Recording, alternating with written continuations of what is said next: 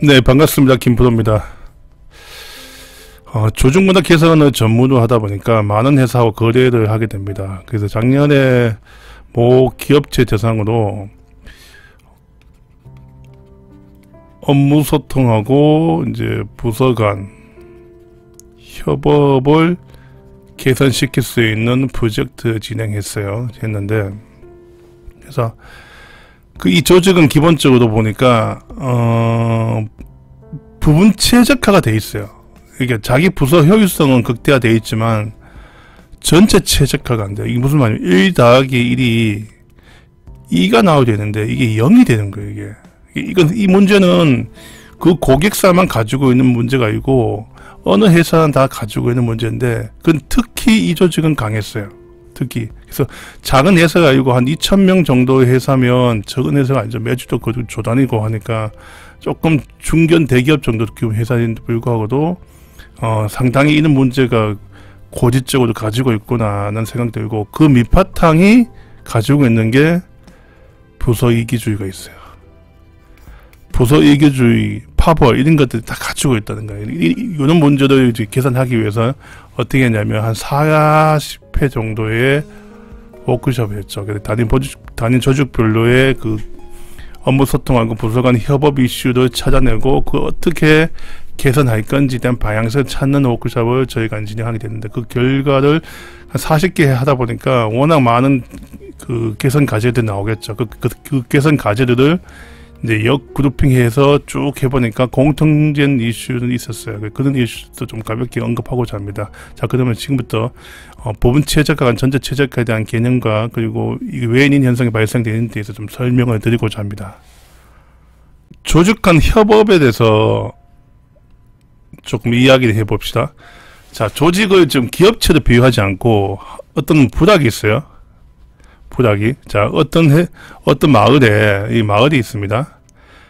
이런 큰 마을에 이제 A, B, C, D, 뭐 E, F 등등 가정들이, 집들이 있겠죠. 각 집에 보면 아버지가 있고, 가족들이 삽니다. 어떤 집은 화목한 집도 있고, 어떤 집은 가난하지만 화목하고, 어떤 집은 부유하지만 화목하지 않은 조직도 있습니다. 또 어떤 집은 그냥 평범하게 사는 조직도 있고, 어떤 조직들은 다른 마을 발전에 대한 크게 관심 없는 조직들도 있어요.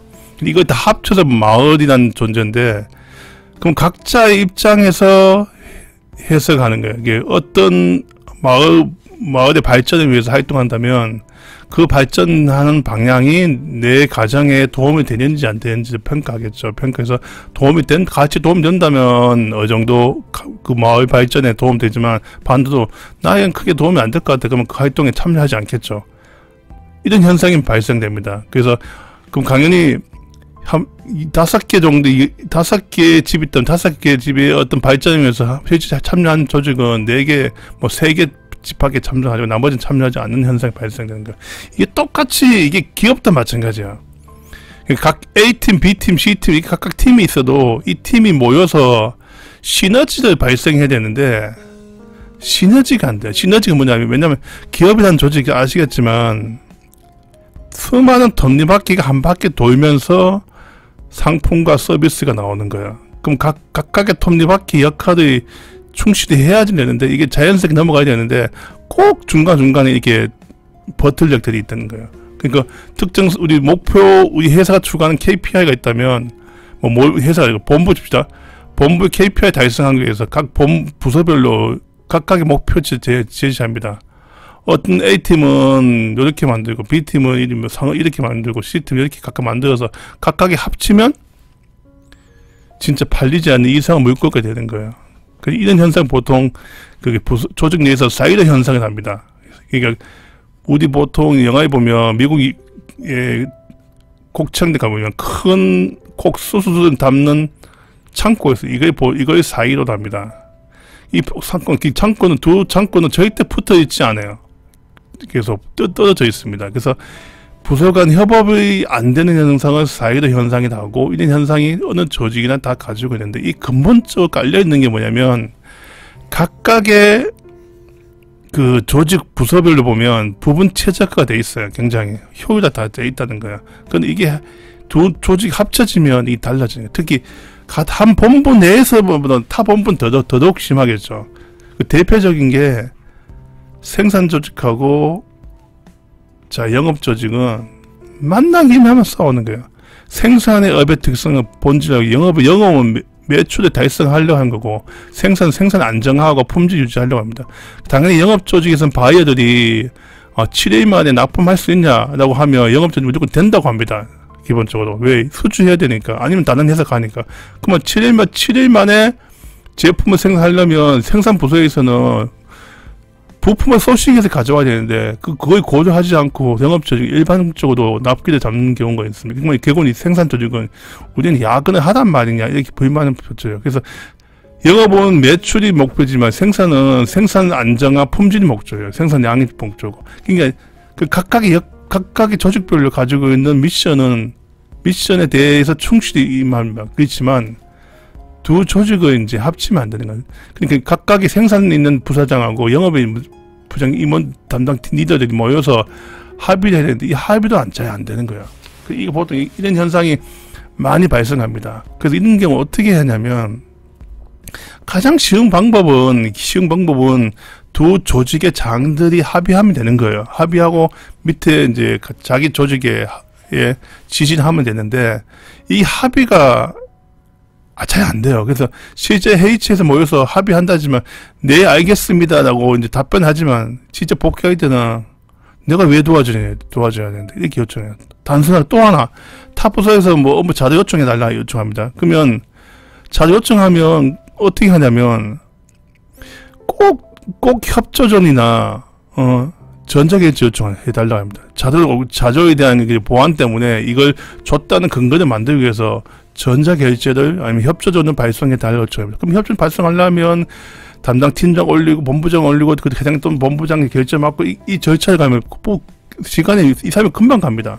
당장 급한데 그런 현상이 발생되는 것도 다 이렇게 자기 부서의 밥그릇을 챙기려는 성향이 강한 문제가 있다는 거죠. 이런 문제를 풀기 위해서는 기본적으로 이런 이슈를 찾아야 됩니다. 이게 큰 덩어리, 이 항아리에서 큰 이슈들이 있으면 작은 이슈들은 건들지 않고 큰 덩어리도 좀 잡아서 해결해야 되는데 이거는 큰 덩어리는 기본적으로 뭐 TFT 활동을 해서 풀 문제고 나머지 작은 덩어리들은 이제 찾아서 개선해야 되는 겁니다.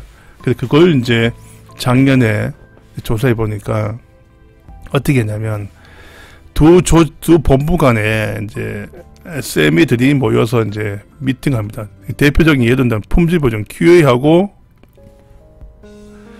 개발부서를 요청해요. 자, 두 본부에 있는 SME들이 모여서 합의합니다. 어떻게 하냐면 QA는 생산 품질, 개발 품질 유지하기 위해서 그 점검할 수 있는 QA 체크리스트가 한 200개 됩니다. 자, 체크리스트가 200개면 그 200개에 대한 데이터값이 다 나와야 되는 거예요. 데이터값 나와야 된다고는 개발부서에서 200개에 대해서 각각의 레포트가 다 나와야 되는 거예요. 근데 개발부서 입장에서는 개발의 납기를 준수하는 목적이에요. 왜? 납기를 맞춰야지만 생산 넘어갈 수 있으니까. 납기를 못 맞추면 안 된다는 거예요. 그 납기를 맞추기 위해서 밤새 작업하는데 품질에 요구하는 200개 데이터를 가지고 점검하면 이거 도저히 맞출 수가 없는 거예요. 품질.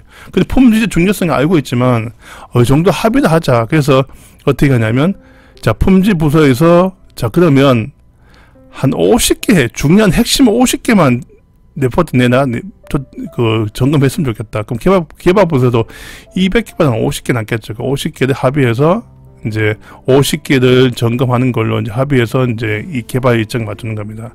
이런 식의 부분 최적화 각각의 품질 보증에 있는 프로세스하고 개발 프로세스 모여서 시너지를 만들려면 회사 차원의 전체 최적화가 돼야 되는 거예요. 이 전체 최적화 작업을 해야 됩니다. 많은 회사들이 다 여기서만 접근해요. 여기서만. 부분 최적화만. 우리 부서의 효율성은 우리 부서장이 의사결정 받아 할 수 있는 겁니다. 그렇지만 두 부서, 세 개 부서의 업무에 연관돼서 산출이 나온다면 전체 최적화 작업을 해야 되는데 이게 계속 똑같은 문제가 발생되는 거예요. 왜 그러냐면 이게 사람이 하는 관계로 그나마 전산 시스템이 있다 해도 전산 시스템에 있는 것만 해도 절차가 있어서 잘 되겠지 하지만 아니죠. 전산 시스템은 각 단계마다 중요한 포인트 중심만 딱 입력되어 있다는 거죠.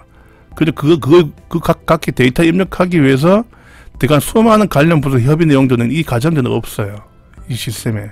그래서 이 과정들을 부서에서 이제 합의하고 이런 작업을 각각의 SM들이 모여서 작업을 합니다. 그래서 이걸 통해서 이제 이 조직 간 협업은 지향점은 뭐냐면 부분 최적화하고 전체 최적화가 돼야지만 시너지가 됩니다. 보통 우리 경영자들이 많이 이야기하죠. 업무 시너지 이야기하면 이 업무 시너지는 전체 최적화를 언급한다고 보시면 될 것 같아요. 이 전체 최적화를 말하면 이게 재미난 건 영어로 나는 내가 이잖습니까? 나를 이제 그림자 거울로 다시 보면 이게 우리가 됩니다. 나란 관점이 아니고 우리란 관점이 조직 내에서 평배를 하기 위해서는 기본적으로 이런 조직 문화 측면에서 분위기 조성을 해야 되고 그 대표적인 방법이 업무 소통과 부서 간 협업을 위한 개선 워크숍을 통해서 부분 최적화 시킬 수 있고 항상 일하는 과정상의 비효율성이 나오는 게 보면 대표적인 게 보면 지시, 보고, 회의, 피드백, 협업입니다. 이 5가지가 모든 어느 조직, 어느 부서 관계에 똑같이 발생돼요. 이런 것들은 전사 차원의 이슈화시켜서 개선 활동을 전개하는 게 바람직한 모습이 되지 않는 상태입니다.